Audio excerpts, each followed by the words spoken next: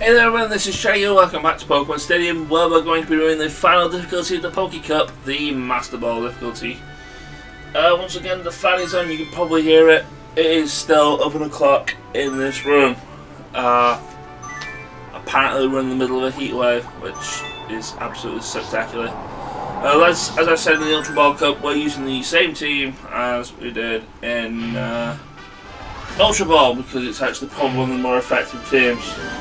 It's just that using Weeping Bell and Graveler in the easier cups is actually a lot quicker to destroy things. At least that's what I'm saying, at least. Anyway, I screwed up who I wanted to bring with me. At least I think I screwed up. I just had to make sure. Did write notes on what I needed to do with all this. But yeah, this is the first trainer. We've seen the first trainer like in the previous 4 things, and it's literally the exact same. It brings in fighting types, it brings in poison types. Kadabra just ruins them all with Psychic. I probably should just fast forward this just to prove a point that it's just like the exact same thing that we've seen. Like the first 3 trophies, the first 3 difficulties in the Poké Cup. And I'm pretty sure it's not going to be the same for Prime Cup. At least I hope it's not. I'm going into it more or less one. I know there's at least one trainer that's going to scare me and give me pause. But that's if its strategy comes out as intended, which it might do, because like I said, I'm going to be using the Nuzlocke team rather than Rentals, just to see whether I can get them to go ahead and just ruin faces. Regardless, like I said, there's nothing really much to say about this, apart from the fact that this is, I think the only thing on its team that gets, that survives a Psychic from Kadabra. So yeah, if you crit this thing, then it's dead, 1 shot. If you don't crit, then hope to high roll, that probably also 1 hit. But he likes using Sludge, and Sludge almost kills Kadabra. Probably would have killed the crap. Regardless, it's dead anyway this time. Even with, well, for some reason this Kadabra has Dig. I could use that just to prolong the battle a smidge and kill it, just to prove a point. But Psychic's the way to go, obviously, it's much faster.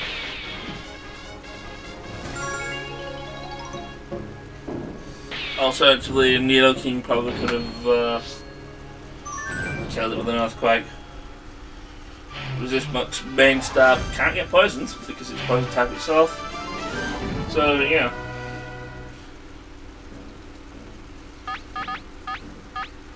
This trainer is actually one of those trainers that can also give me a bit of pause. I'm actually going to spoil it right now. I had to do multiple attempts at this. This is actually the first attempt. The second part of this, actually, basically I recorded this bit, then I recorded the second part, well quote unquote the second part, and died to the 6th trainer several times, wasted all my continues that I got from here, which I think I only got 2 because things died. And then I played again for a second attempt, and this trainer decided it didn't want to cooperate. And I was like, no, if you're not going to cooperate with me, I'm just not going to play the game. And that's basically what happened. The day after, when I did the part 2 of this Master Ball difficulty to get up to the 4th trainer again, I actually went and just steamrolled everybody. And from spoilers, I didn't even need to use continue because everything actually went well. Regardless, start this battle, it brings in Juliana, switching to the Nidoking. Nidoking raises hell with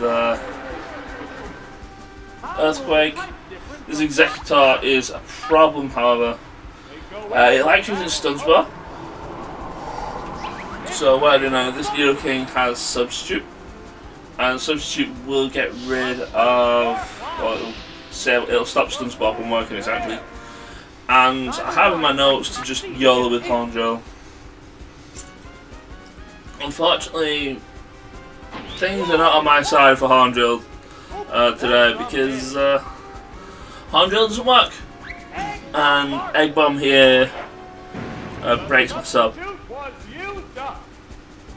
But fortunately I have enough HP to sub down again. And maybe to be absolutely fair, I probably should use another attack other than Hornbill.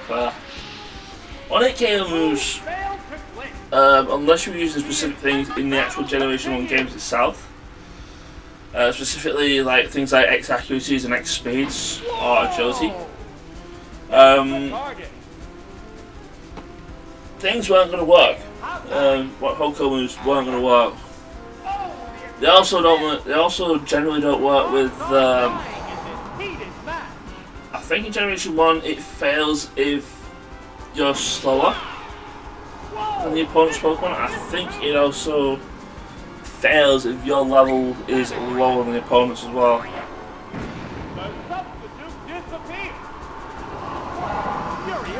But I have no other. I can't sub down anymore. I'm gonna try a straight up yellow, some yellowing with Hornbill. Still doesn't get it. And well, now the Executor goes in for the kill. Not that I really need to absorb any HP because I didn't even deal any damage because Hornbill did not want to cooperate. So the other thing I can bring out for the Executor is Articuno. Articuno actually also has Substitute, and I don't know about doing that. And instead I just thought maybe Ice Beam can kill him in this range, and it doesn't. It would have if it crit, but no. So instead I get Stun Spored and Paralysed, and I have a crippled Articuno. Like I said, I really should have subbed down and then just Ice Beamed it from afar. It's also making my life worse with Reach Seed.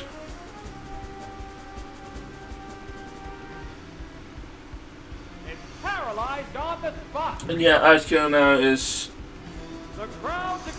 actually probably like completely useless because Paralysis does Leech Seed is going to eventually drain its health.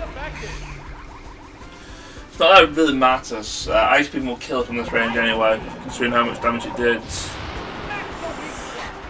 Excuse me. I believe it did about 2,000 damage.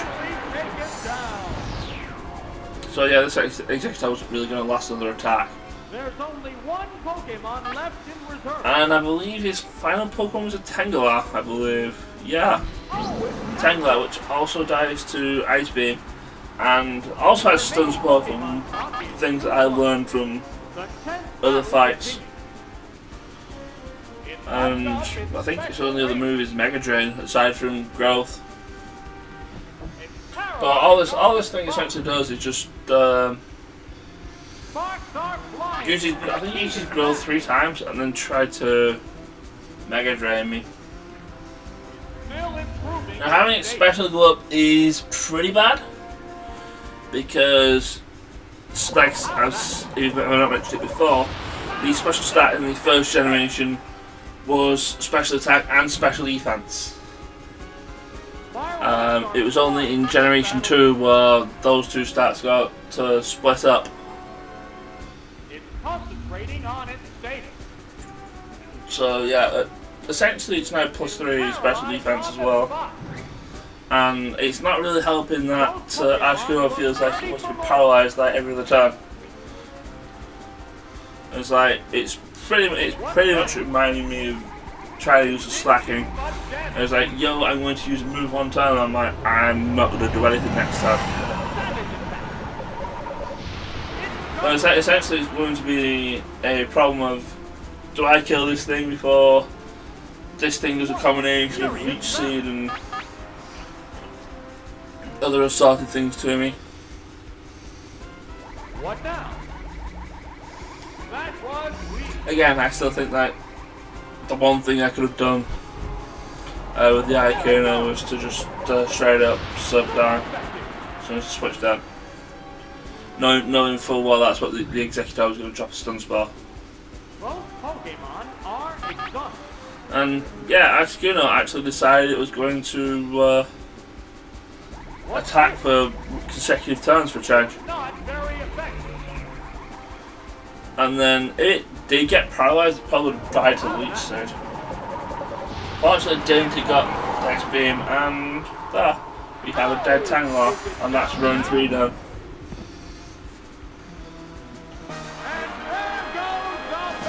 Like I said, this was one that was poorly played on my part.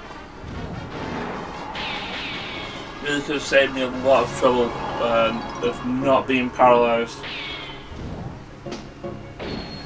Or Leech Seed for that matter, but I believe Executor's Egg Bomb also breaks Articuno's cell as well. But, you know, you live, you learn. All sorts of things. Trainer 3! Trainer 3. There's Mr. Joke. I believe I have Nido King out for a reason. I can only assume it's to oh no, wait, this is the Metronome Trainer, isn't it?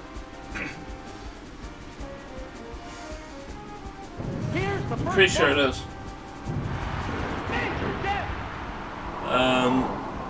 But the fact that it brought it to LM means it's probably going to use Hypnosis, which I know it has. But for some reason it Metronomed into Spore, which always hits. And I know this thing also has Dream Eater, because I know it likes using Hypnosis Dream Eater as a combination.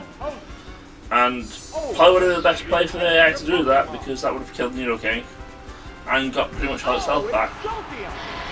But I switch out for Jolteon. I don't think, yeah, it does actually use Dream Eater. So yeah, he's doing the right thing, but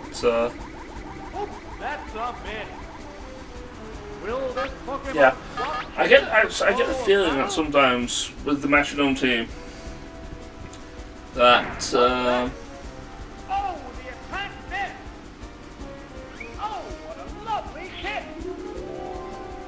the AI seems to know what it's going to get from the Metronome. Like, it rolled Spore, it rolled Lovely Kiss, both of those send me to sleep. When it has Hypnosis, I mean, Hypnosis has terrible accuracy. I believe Lovely Kiss has terrible accuracy.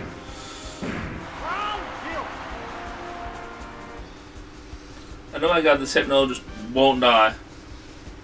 If I got another hit in with the pin missile, it would have died. So instead I take some damage to Gust, which is an normal type move in this generation. It's changed to flying from generation 2 onwards. Part of which means it would have done less damage. And then Jolt gets an unnecessary critical hit from the Thunderbolt. Good job there, Jolt. Not that I don't mind you doing critical hits, I think you should do more of them, but in all seriousness, good job though. Snorlax is our second opponent, who just happens to be really, really bulky. And do I get a status element from this Thunderbolt? No, I get crit though. Like I said, Jolteon, yeah, you need to keep doing crits, and that's essentially a freebie because that helps defense by 2. I don't really care about that because Jolteon's a special attacker in the first place. And there we go, more critical hits. I'm just like, yo, calm down the Jolteon with critical hits. I really learned from both recorded attempts of this tournament thing that Jolteon is an absolute beast. When push comes to shove, I mean, On the one hand, it is actually frail. It is incredibly frail. You could if you have a decently high hitting physical move, it will go down really easy. But when push comes to shove, this Joel sounds like, yo, I'm just going to be an absolute crit machine. I'm going to tank all the hits. I'm going to live with 1 HP. Yeah, I'm spoiler. Jolteon does survive a couple of fights in the other part with 1 HP. But yeah, Jolteon decided he wanted to be a crit machine there and just crit everything until they die, which is like, yo, that's nice. I'm really hoping it goes and does this again in this particular one, because again it's all wars, and okay, yeah, I'll start with Starmie because she likes bringing it right on. Starmie has Thunder. I'd rather it have Thunderbolt, but yeah, you have to get what you're given with Rattle Pokemon.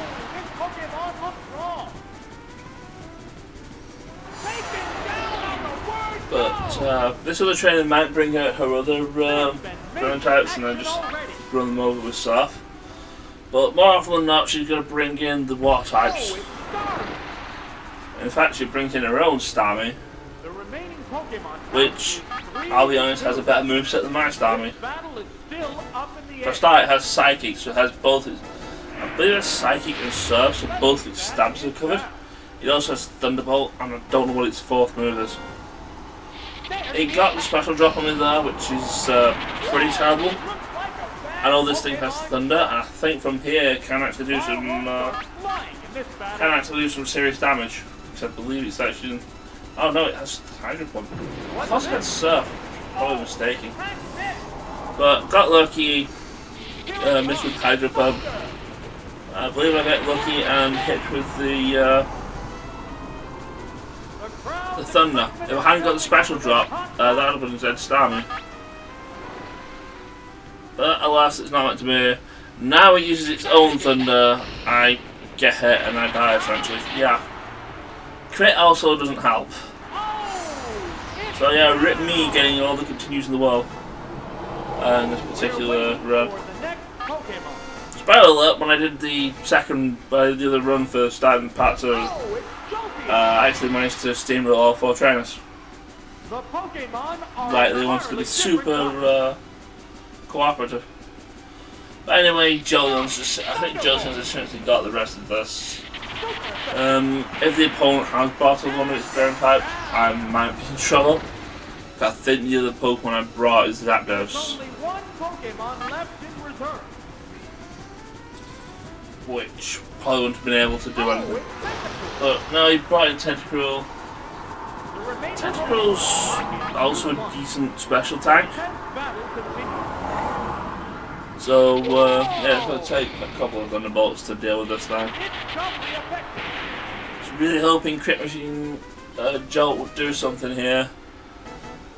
But no, doesn't happen. Takes Hedgehog to the face. Takes it surprisingly well considering it's Jolteon. But nonetheless, this Tentacruel's dead now. Another Thunderbolt. Once again, a critical hit that was not very necessary, and probably should have happened when on the first Thunderbolt. But oh well.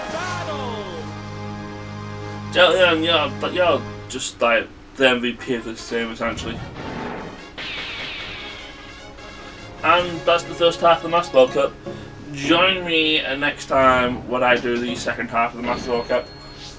Take care, and I will see you then. Ciao.